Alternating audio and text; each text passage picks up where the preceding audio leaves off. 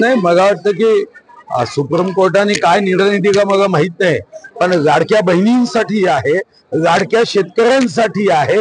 जिथं जिथं लोकांना त्यांचा मोबदला द्यायचा आहे तो आपण देतोच आहे. मग समृद्धी महामार्गात मोबदला दिला, बाकी ठिकाणी दिला, त्यामुळे पैसे नाही असा प्रश्न कदापि असू शकत नाही. या संदर्भामध्ये त्याचं मूल्यांकन करताना वाद प्रतिवाद असू शकतो. हो, उमेदवारांचा सर्वे रिपोर्ट जेव्हा एक निगेटिव्ह जर आला तर भाजप तिकीट काढणार का उमेदवाराची? मला असं वाटतं की भारतीय जनता पार्टी सर्वेच्या आधारावर तिकीट देत नाही. सर्वे हा करून एक आकलन केलं जातं, पण तिथं असणारे कार्यकर्त्यांचं मत काय आहे, तिथं असणारा काँग्रेसचा उमेदवार कोण आहे किंवा महाविकास आघाडीचा उमेदवार कोण आहे, अशा अनंत गोष्टीचा विचार करून तिकीट दिली जाते. सर्वे करणारे जर तिकीट ठरवायला लागले तर मग आमचं कोणाचंच काम नाही. सर्वे करणाऱ्यांनाच आपण नेते करू.